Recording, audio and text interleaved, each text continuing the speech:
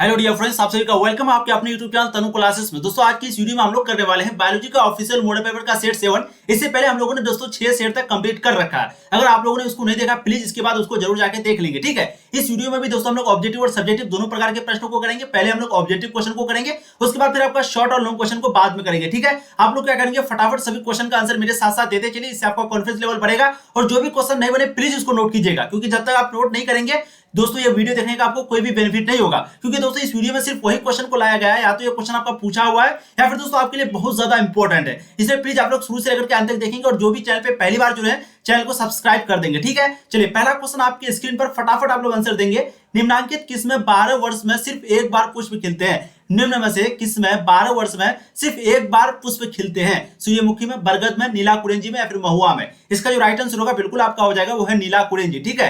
नीला कुरेंजी में जो है 12 वर्ष में सिर्फ एक बार फूल खिलता है, यानी कि पुष्प खिलता है। अब देखेंगे दोस्तों नेक्स्ट क्वेश्चन, क्वेश्चन नंबर 2। ये भी बहुत ही इंपॉर्टेंट क्वेश्चन है कि मेंडल का एक संकर अनुपात है। 10th क्लास का क्वेश्चन है और 12th में भी आपको पूछता है। मेंडल का एक संकर अनुपात है, बहुत ही इंपॉर्टेंट क्वेश्चन है। इसका जो राइट आंसर होगा वो हो जाएगा 3:1, ठीक है। तो मेंडल जो है वो मटर पर प्रयोग किया था, और मेंडल का जो एक संकर अनुपात है वो क्या है? 3:1, यानी कि 3:1, यानी कि 3:1। राइट आंसर जो है आपका ऑप्शन बी हो जाएगा। देखिए next question, question number 3। Agra स्थित विश्व प्रसिद्ध ताजमहल को मुख्यतः किस गैस से खतरा है? क्योंकि आपको मालूम होना चाहिए एक गैस है, वो मैं आपको बताऊंगा कौन सा गैस है। लेकिन दोस्तों आगरा का अगर आप ऊपरी सतह को देखेंगे, जो ऊपरा सतह गुंबद बना हुआ है उसको देखेंगे दोस्तों, तो वहां पर थोड़ा पीलापन आ गया, ठीक है। पीलापन आ गया तो दो रीजन, एक तो अम्ल वर्षा है, अम्ल वर्षा होती है जिसके कारण वहां पीला हो जाता है, और दोस्तों एक और रीजन है जो कि गैस जो कि गाड़ियों के द्वारा निकलता है। तो आप लोग आंसर देंगे बिल्कुल। इसका राइट आंसर दोस्तों आपका हो जाएगा सीएफसी, ठीक है। 3 का राइट आंसर जो है आपका सीएफसी हो जाएगा, क्योंकि आगरा स्थित विश्व प्रसिद्ध ताजमहल में जो है किस गैस से खतरा है वो है सीएफसी। क्योंकि गाड़ियों, इसलिए आप अगर ताजमहल जाएंगे तो वहां के 4-5 किलोमीटर अगल बगल में जो है गाड़ी को चलने के लिए नहीं दिया जाता है। वहां पर जो है जिसमें धुआं नहीं, यानी कि धुआं मुक्त गाड़ी जो है वहां पर चलता है, ठीक है। जैसे कि हम लोग जिसको टोटो वगैरह बोलते हैं। अब देखिए नेक्स्ट क्वेश्चन, क्वेश्चन नंबर 4। कौन सा एंजाइम उच्च तापक्रम पर भी सक्रिय रहता है? बहुत ही इंपॉर्टेंट क्वेश्चन है 4 नंबर का। इसका जो राइट आंसर होगा बिल्कुल आपका हो जाएगा वो है टैग पॉलीमरेज। क्या है? Tag polymerase. तो कौन सा एंजाइम उच्च तापक्रम पर भी सक्रिय रहता है? इसका जो राइट आंसर दोस्तों वो आपका हो जाएगा ऑप्शन सी, टैग पॉलीमरेज। देखिए इसका आंसर जो है बहुत बच्चे SO2 भी बोल रहे हैं, लेकिन इसका जो राइट आंसर है वो आपका ऑप्शन डी होगा, सीएफसी, ठीक है। देखिए नेक्स्ट क्वेश्चन, क्वेश्चन नंबर 5। परिभ्रूणपोष किसका बचा हुआ है? परिभ्रूणपोष किसका बचा हुआ है? बीजांडकाय या फिर भ्रूण या फिर भ्रूणपोष या फिर अद्यावरण? तो 5 का जो राइट आंसर होगा वो हो जाएगा बीजांडकाय। राइट आंसर आपका ऑप्शन हो जाएगा क्वेश्चन नंबर 5 का। नेक्स्ट क्वेश्चन देखिए, क्वेश्चन नंबर 6। वैसे जीव जिनके पास दो एक समान एलील होते हैं वो कहलाते हैं? संकर कहलाते हैं, समयुग्मजी कहलाते हैं, या फिर विषमयुग्मजी कहलाते हैं, या फिर प्रभावी? तो इसका जो राइट आंसर होगा दोस्तों बिल्कुल आपका हो जाएगा वो है ऑप्शन बी, समयुग्मजी, समयुग्मजी, ठीक है। राइट आंसर जो है आपका ऑप्शन बी हो जाएगा क्वेश्चन नंबर 6 का। बहुत ही इंपॉर्टेंट क्वेश्चन है, सभी क्वेश्चन आप आराम से देते हुए चलेंगे। अब देखिए नेक्स्ट क्वेश्चन, क्वेश्चन नंबर 7। वाहिद जलमल के शुद्धिकरण में क्रियाशील होते हैं जंतु, लवक, या फिर मछलियां, या फिर जीवाणु, या फिर इनमें से सभी? तो ये जो वाहिद जलमल है इसके जो शुद्धिकरण है उसके क्रियाशील में क्या सहायक होते हैं? इसका जो राइट आंसर होगा बिल्कुल आपका हो जाएगा वो है जीवाणु, ठीक है। Option C, bacteria. तो बैक्टीरिया जो है वाहिद जलमल के शुद्धिकरण में क्रियाशील होते हैं। अब देखिए नेक्स्ट क्वेश्चन, क्वेश्चन नंबर आपका 8। एडिनोसिन डीएमिनेज की कमी को किस प्रकार दूर किया जाता है? एडिनोसिन डीएमिनेज के कमी को किस प्रकार से दूर किया जाता है? जीन थेरेपी के द्वारा, एंटीबायोटिक्स बनाकर, या फिर मानव वृद्धि हार्मोन द्वारा, या फिर इंटरफेरोन का उत्पादन करके? तो इसका जो राइट आंसर होगा बिल्कुल आपका हो जाएगा वो है जीन थेरेपी के द्वारा, यानी कि ऑप्शन ए, ठीक है। अब देखिए नेक्स्ट क्वेश्चन, इंग्लिश वाले बच्चे अपने से आंसर देते हुए चलेंगे, ठीक है। नेक्स्ट देखिए क्वेश्चन नंबर 9। वर्धांता के रोगी पहचान नहीं कर पाता है? वर्धांता के रोगी वर्णांधता, ठीक है। वर्णांधता के रोगी जो है वो पहचान नहीं कर पाता है लाल तथा पीले रंग को, या फिर हरा तथा नीले रंग को, या फिर लाल तथा हरे रंग को, या फिर किसी भी रंग को नहीं? तो इसका जो राइट आंसर होगा वो आपका हो जाएगा लाल तथा हरे रंग को, ठीक है। तो वर्णांधता के रोगी जो है वो पहचान नहीं कर पाता लाल तथा हरे रंग को। अब देखिए नेक्स्ट क्वेश्चन, क्वेश्चन नंबर 10। विभिन्न प्रकार के आरएनए से प्रोटीन संश्लेषण की क्रिया को कहते हैं? विभिन्न प्रकार के आरएनए से प्रोटीन संश्लेषण की जो क्रिया होती है उसको कहते हैं ट्रांसलोकेशन, ट्रांसक्रिप्शन, या फिर ट्रांसफॉर्मेशन, या फिर ट्रांसलेशन? बहुत ही इंपॉर्टेंट क्वेश्चन है। इसका जो राइट आंसर होगा बिल्कुल आपका हो जाएगा वो है ट्रांसलेशन, ठीक है। तो विभिन्न प्रकार के आरएनए के प्रोटीन संश्लेषण की क्रिया को ट्रांसलेशन कहते हैं। अब देखिए नेक्स्ट क्वेश्चन, क्वेश्चन नंबर 11। बैक्टीरियोफाइजेज मार देता है? बैक्टीरियोफेजेज किल, यानी कि बैक्टीरियोफाइजेज जो होता है वो मार देता है किसको? फंजाई को, पैरासाइट जिसको हम लोग परजीवी बोलते हैं उसको, या फिर बैक्टीरिया को, या फिर वायरस को? तो देखिए 11 का जो राइट आंसर होगा बिल्कुल आपका हो जाएगा वो है बैक्टीरिया, यानी कि ऑप्शन सी, ठीक है। तो बैक्टीरियोफाइजेज जो है वो मार देता है कौन चीज को? बैक्टीरिया को। राइट आंसर जो है आपका ऑप्शन सी हो जाएगा, ठीक है। यहाँ पर जो है एक आंसर मैंने आपको तुरंत बताया था, 1 सेकेंड, एंटीबायोटिक बनाकर हाँ, यहाँ पर देखिए वाहिद जलमल के शुद्धिकरण में क्रियाशील होते हैं, तो इसका जो राइट आंसर 7 का दोस्तों वो सी है। ठीक है, ध्यान दीजिएगा, सी जीवाणु। और बैक्टीरिया, तो ऑप्शन में कभी कभी आपको बैक्टीरिया भी दे देगा हिंदी मीडियम में अगर बात करें तो। ठीक है, तो आपको बैक्टीरिया ही टिक लगाना है, इसमें आपको कंफ्यूज नहीं होना। बहुत लोग यहाँ पर इनमें से सभी लगा देंगे, लेकिन नहीं। ठीक है, यहाँ पर शुद्धिकरण की बात हो रही है, तो मछलियां तो वो गंदी करती है। ठीक है, अब चलिए अब देखते हैं next question, question number 12। BOD का पूर्ण रूप है, ये क्वेश्चन मैं आपको पहले भी करा चुका हूं। बीओडी का जो फुल फॉर्म है वो क्या है? बीओडी का फुल फॉर्म फटाफट आप लोग आंसर देंगे 12 का। बिल्कुल इसका राइट आंसर आपका हो जाएगा वो है बायोलॉजिकल ऑक्सीजन डिमांड। क्या हो जाएगा बीओडी का फुल फॉर्म? बी से बायोलॉजिकल, ओ से ऑक्सीजन, डी से डिमांड। राइट आंसर जो है आपका ऑप्शन बी हो जाएगा क्वेश्चन नंबर 12 का। ठीक है, अब देखिए नेक्स्ट क्वेश्चन, क्वेश्चन नंबर 13। जैवीय समुदाय में प्राथमिक उपभोक्ता होते हैं मांसाहारी, मृत भोजी, या फिर शाकाहारी, या फिर सर्वाहारी। तो 13 का जो राइट आंसर है बिल्कुल आपका हो जाएगा वो है ऑप्शन सी। ठीक है, शाकाहारी। क्या राइट आंसर हो जाएगा 13 का? वो आपका ऑप्शन सी, शाकाहारी। ठीक है, तो जैवीय समुदाय में प्राथमिक उपभोक्ता होते हैं शाकाहारी। राइट आंसर 13 का जो है वो आपका ऑप्शन सी हो जाएगा। देखिए next question, question number 14। ELISA परीक्षण में प्रयुक्त अभिकर्मक है। एलिसा परीक्षण में प्रयुक्त अभिकर्मक है, फटाफट इसका आंसर देंगे। एंडोन्यूक्लियेज, या फिर पॉलीमरेज, या फिर लाइगेज, या फिर पैराक्सीडेंट। ठीक है, पैरोक्सीडेज। ठीक है, तो 14 का जो राइट आंसर होगा बिल्कुल आपका हो जाएगा वो है पैरोक्सीडेज। राइट आंसर आपका ऑप्शन डी। तो एलिसा जो परीक्षण में प्रयुक्त अभिकर्मक है वो है पैरोक्सीडेज में। अब देखिए नेक्स्ट क्वेश्चन, क्वेश्चन नंबर 15। अब घटक होते हैं एनीमिलिया एवं मोनेरा, या फिर प्रोटिस्टा एवं एनीमिलिया, या फिर कवक व पादप, या फिर जीवाणु व कवक। तो अब घटक जो होते हैं वो क्या होते हैं? Decomposers are. 15 का जो राइट आंसर होगा बिल्कुल आपका हो जाएगा वो है जीवाणु व कवक, यानी कि बैक्टीरिया एंड फंजाई, यानी कि ऑप्शन डी। ठीक है, तो कभी कभी जीवाणु की जगह बैक्टीरिया रहे, कुछ भी आप आराम से आंसर दे सकते हैं। अब घटक जो है वो क्या है? जीवाणु व कवक। राइट आंसर जो आपका ऑप्शन डी हो जाएगा क्वेश्चन नंबर 15 का। ठीक, चलिए अब देखते हैं नेक्स्ट क्वेश्चन, क्वेश्चन हो जाएगा आपका कितना? 16। ओजोन छिद्र किसके द्वारा होता है? बहुत ही इजी और आसान क्वेश्चन है। एसिटिलीन, एथिलीन, या फिर क्लोरोफ्लोरोकार्बन, जिसको हम लोग शॉर्ट फॉर्म में लिखते हैं सीएफसी। तो ऑप्शन में आपको कुछ भी दे दे, आपको आराम से आंसर देना है। या फिर मीथेन, जिसको लिखते हैं CH4। ठीक है, जिसको हम लोग क्या लिखते हैं? CH4। तो ऑप्शन में कुछ भी दे सकता है, तो फटाफट बोलेंगे ओजोन छिद्र जो है वो किसके द्वारा होता है? Which of the following causes ozone hole? 16 का जो राइट आंसर होगा बिल्कुल आपका हो जाएगा वो है क्लोरोफ्लोरोकार्बन, यानी कि ऑप्शन सी। ठीक है, तो ओजोन छिद्र जो होता है वो क्लोरोफ्लोरोकार्बन की वजह से होता है। अब देखिए नेक्स्ट क्वेश्चन, क्वेश्चन नंबर 17। नर जन्म कोशिकाएं अर्धसूत्री विभाजन के फलस्वरूप किसका निर्माण करती है? नर जन्म कोशिकाएं अर्धसूत्री विभाजन के फलस्वरूप किसका निर्माण करती है? अंडाणु, शुक्राणु, पुंजन, मूत्र। 17 का जो राइट आंसर होगा बिल्कुल आपका हो जाएगा वो है शुक्राणु, यानी कि ऑप्शन बी। ठीक है, शुक्राणु राइट आंसर आपका हो जाएगा ऑप्शन बी, यानी कि नर जन्म कोशिकाएं जो है अर्धसूत्री विभाजन के फलस्वरूप शुक्राणु का निर्माण करती है। 17 का राइट आंसर आपका ऑप्शन बी हो जाएगा। लेकिन इस क्वेश्चन हो जाएगा आपका 18। गर्भाशय एक पतली ग्रीवा द्वारा खुलता है योनि में, यानी कि गर्भाशय एक पतली ग्रीवा द्वारा खुलता है योनि में, जननाल में, या फिर अंडाशय में, या फिर कहीं नहीं। बहुत ही इंपॉर्टेंट क्वेश्चन है, और इसका जो राइट आंसर है बिल्कुल आपका हो जाएगा वो है योनि में। ठीक है, ऑप्शन ए योनि में। तो गर्भाशय एक पतली ग्रीवा द्वारा खुलता है, उसको बोलते हैं योनि में। 18 का जो राइट आंसर है वो आपका ऑप्शन ए हो जाएगा। अब देखिए इस क्वेश्चन 19।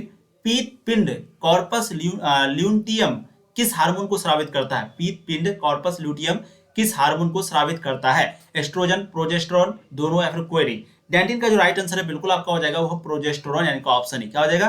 प्रोजेस्टेरोन। तो पीत पिंड यानी कि कॉर्पस ल्यूटियम जो है वो किस प्रकार हार्मोन को स्रावित करता है?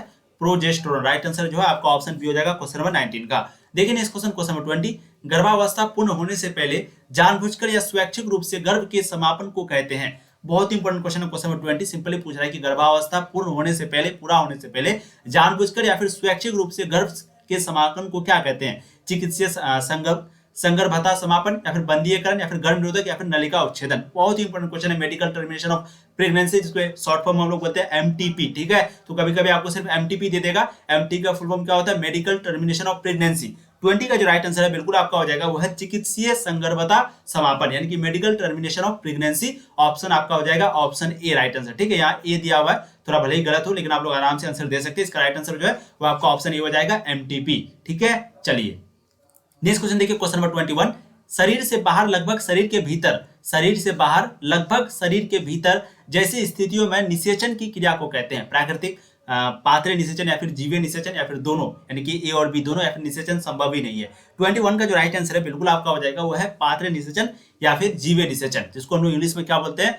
इन विट्रो फर्टिलाइजेशन। क्या बोलते हैं? In vitro fertilization. ठीक है, देखिए इस क्वेश्चन में कितना हो जाएगा आपका 22। इनमें से कौन ताम्रमोचक IUD है? ताम्रमोचक IUD है। ठीक है, LNG यहाँ पर 20 आपका दिया हुआ है, LNG 20, या फिर लिपेस लूप, या फिर बोल सकते हैं आप लोग कॉपर टी, या फिर प्रोजेस्ट्रॉस। ठीक है, बहुत ही इंपॉर्टेंट क्वेश्चन है क्वेश्चन नंबर 22। इसका जो राइट आंसर है बिल्कुल आपका हो जाएगा वो है आपका कॉपर टी, यानी कि ऑप्शन सी। क्या हो जाएगा? Copper T. तो इनमें से कौन ताम्रमोचक IUD है? वो है कॉपर टी। ठीक है, चलिए कॉपर एलिमेंट है, उसको Cu से हम लोग डिनोट करते हैं, इसलिए यहाँ पर शॉर्ट फॉर्म में लिखा हुआ है CuT। देखिए नेक्स्ट क्वेश्चन नंबर 23, हाथी पांव रोग को कहते हैं, यानी कि मलेरिया को, कालाजार को, फाइलेरिया को या फिर एस्केरियासिस को। तो हाथी पांव जो रोग है वो किसको कहते हैं? 23 का जो राइट आंसर है बिल्कुल आपका हो जाएगा वो है ऑप्शन सी, फाइलेरिया। ठीक है, 23 का right answer option C, filaria हो जाएगा, इसी को हाथी पांव रोग कहते हैं। देखिए नेक्स्ट क्वेश्चन नंबर 24, धूम्रपान से होता है, धूम्रपान से क्या होता है? फेफड़े की बीमारी, ब्रोंकाइटिस या फिर अस्थमा या फिर इनमें से सभी। तो बहुत ही इंपॉर्टेंट क्वेश्चन है, 24 का जो राइट आंसर हो जाएगा इनमें से सभी, फेफड़े की बीमारी। ठीक है, तो धूम्रपान से होता है इनमें से सभी। 24 का राइट आंसर क्या हो जाएगा? ऑप्शन डी, यानी कि फेफड़े की बीमारी भी, ब्रोंकाइटिस भी और अस्थमा भी। ठीक है, ये तीनों बीमारी होता है धूम्रपान से, इसलिए धूम्रपान कोई करते हैं तो उसको बिल्कुल भी ना करें, उससे दूर रहें। देखिए नेक्स्ट क्वेश्चन नंबर 25, तंबाकू दुर्व्यसन से उत्पन्न होता है, यानी कि टोबैको एडिक्शन से क्या उत्पन्न होता है? मुंह का कैंसर, हाइपरटेंशन, हृदय की बीमारी या फिर इनमें से सभी। तो 25 का राइट आंसर है बिल्कुल, इसका राइट आंसर आपका इनमें से सभी होगा। मुंह का कैंसर भी होता है तंबाकू का एडिक्शन से, तंबाकू का आदत से, हाइपरटेंशन भी होता है और हृदय की बीमारी होती है। राइट आंसर आपका ऑप्शन डी हो जाएगा। ठीक है, चलिए अब देखते हैं नेक्स्ट क्वेश्चन नंबर 27, शरीर में रोधी क्षमता पैदा करने की क्रिया कहलाती है, शरीर में रोधी क्षमता पैदा करने की क्रिया क्या कहलाती है? प्रतिरक्षा, प्रतिरक्षीकरण या फिर स्व असंक्रमणीयता या फिर एलर्जी। बहुत ही इंपॉर्टेंट क्वेश्चन है, इम्यूनिटी है, इम्यूनाइजेशन है या फिर ऑटो इम्यूनिटी या फिर एलर्जी। ठीक है, देखिए 26 का जो राइट आंसर है बिल्कुल आपका हो जाएगा वो है ऑप्शन बी, प्रतिरक्षीकरण। राइट आंसर आपका ऑप्शन बी हो जाएगा। देखिए नेक्स्ट क्वेश्चन नंबर 27, निम्न में से किसके अध्ययन को ऑन्कोलॉजी कहते हैं? कॉलेरा, कुष्ठ, कैंसर, मलेरिया। 27 का जो राइट आंसर है वो आपका हो जाएगा कैंसर, ऑप्शन सी। ठीक है, तो निम्न में से किसके अध्ययन को ऑन्कोलॉजी कहते हैं? तो कहते हैं कैंसर के अध्ययन को। ठीक, देखिए नेक्स्ट क्वेश्चन नंबर 28, इनमें से कौन एक वायरस जनित रोग है? मलेरिया, फाइलेरिया, क्षय रोग, कैंसर। मलेरिया, फाइलेरिया, ट्यूबरकुलोसिस या फिर कैंसर। तो इनमें से कौन वायरस जनित रोग है? तो 28 का जो राइट आंसर है वो आपका कैंसर। ठीक है, राइट आंसर आपका ऑप्शन डी हो जाएगा, क्वेश्चन नंबर कितना?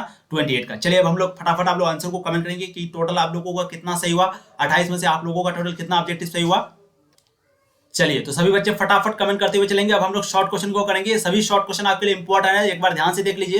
देखिए पहला क्वेश्चन आपका, संदेशवाहक आरएनए एवं अभिगमन आरएनए टीआरएनए में क्या अंतर है? यानी कि एमआरएनए जिसको हम लोग लिखते हैं और टीआरएनए, ये दोनों में क्या अंतर है इसको जानेंगे। इंग्लिश मीडियम वाले बच्चे के लिए भी इंग्लिश में दिया हुआ है। फिर विभिन्न प्रकार के आरएनए के नाम व कार्य बताएं, इसको भी हम लोग अच्छे से जानेंगे। ठीक है, फिर आपका एक तीसरा क्वेश्चन है कि बहुत ही इंपॉर्टेंट क्वेश्चन है, देखिए पारिस्थितिक तंत्र को परिभाषित कीजिए, इकोसिस्टम को डिफाइन कीजिए और इसके जो कितने भागों में बांटा है क्या इसको भी बताने के लिए करा। ठीक है, उसके बाद फिर हम लोग देखेंगे एंटीबायोटिक्स क्या है, 4 उदाहरण दें, व्हाट इज एंटीबायोटिक्स, 4 एग्जांपल वगैरह मांग रहा है उसको भी देंगे अच्छे से। शुक्राणुजनन तथा अंडाणुजनन, ये सभी शॉर्ट क्वेश्चन और बहुत ही इंपॉर्टेंट क्वेश्चन है। देखिए कई बार पूछा जा चुका शुक्राणुजनन और अंडाणुजनन के बारे में और बहुत इजी क्वेश्चन होता है, इसको भी हम लोग देखेंगे इस वीडियो में। ठीक है, उसके बाद फिर दोस्तों आपका एक और क्वेश्चन क्या आता है, पारजीवी जीवाणु क्या है, उतना इंपॉर्टेंट तो नहीं है, फिर भी इसको भी करेंगे।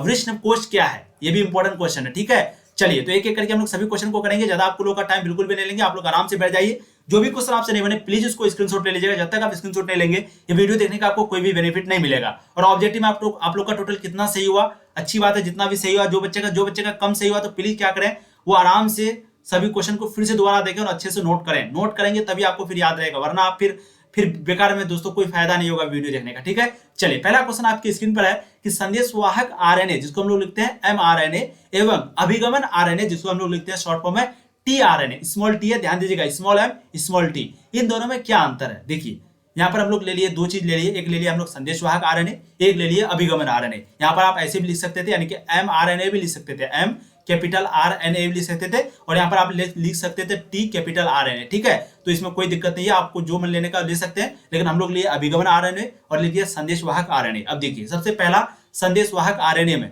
कोशिका में लगभग 2 से 5% होते हैं, यानी कि कोशिका में लगभग 2 से 5% होते हैं। क्या होते हैं? ये संदेशवाहक आरएनए होते हैं। और अभिगमन आरएनए जो है वो कोशिका में 15% होते हैं। ठीक है, तो ये होता है 2 से 5%, ये होता है 15%, कहां पर? कोशिका में। दूसरा है आपका पॉइंट, इनका जीवन अवधि सबसे कम यानी कि 2 से 4 मिनट ही होता है। किसका जीवन अवधि? संदेशवाहक आरएनए का जो जीवन अवधि है, जीवन जो उसका अंतराल है, समय अंतराल है, वो सिर्फ 2 से 4 मिनट तक ही रहता है। उसके बाद वहीं पे अगर इसका बात करेंगे तो इसका जो जीवन है, यानी कि अभिगमन आरएनए का फिक्स नहीं दिया है, लेकिन ये बताया गया है कि इसका जीवन जो है वो अवधि लंबी होती है। ठीक है, किसका? अभिगमन आरएनए का। अब देखते हैं संदेश वाहक आरएनए, क्योंकि ये संदेश वाहक है तो इसको समझते हैं। प्रोटीन अनुवादन की सूचनाओं को डीएनए से प्राप्त कर कोशिका द्रव्य में आकर प्रोटीन संश्लेषण की क्रिया में सहायक होते हैं। ये क्या करता है? प्रोटीन अनुवादन की सूचनाओं को डीएनए से प्राप्त करता है, फिर कोशिका द्रव्य में आकर प्रोटीन संश्लेषण की क्रिया में सहायक होता है संदेश वाहक आरएनए। वहीं पे बात करेंगे अभिगमन आरएनए का, तो ये क्या करता है? कोशिका द्रव्य के सक्रिय अमीनो अम्ल को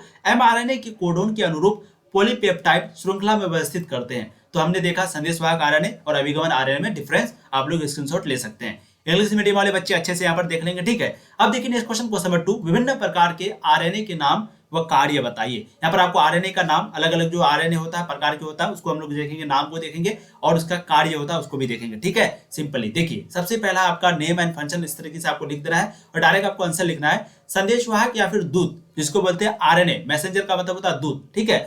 दूत मतलब मैसेंजर यानी कि भेजने वाला, संदेश का ही मतलब हुआ ना संदेशवाहक, यानी कि संदेश को एक जगह से दूसरी जगह पहुंचाने वाला। तो संदेश भी बोल सकते हैं आप, संदेशवाहक भी बोल सकते हैं या फिर दूत भी बोल सकते हैं, ठीक है। तो इसलिए इसको मैसेंजर एमआरएनए शॉर्ट में लिखता है।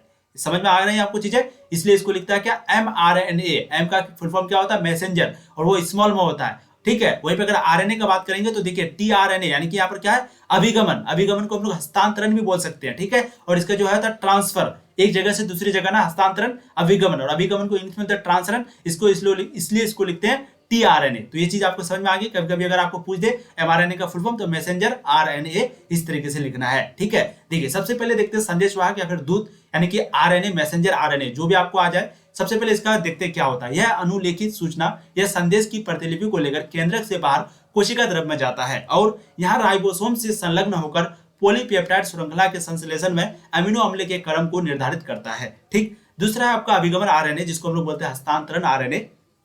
ये क्या करता है? टीआरएनए अणु कोशिका द्रव्य में उपस्थित अमीनो अम्ल के अणुओं को राइबोसोम तक ले जाती है। चीजें आपको समझ में आ रही है? इसका कार्य वगैरह मैंने आपको बताया। अब एक और है आपका, जिसको बोलते हैं RNA, ribosomal RNA, ribosomal RNA. ये ऐसे आरएनए अणु होते हैं जो सभी कोशिका में उपस्थित राइबोसोम नाम कोशिकांगों की रचना तथा कार्य की में भाग लेते हैं। ये हो गया आपका क्या?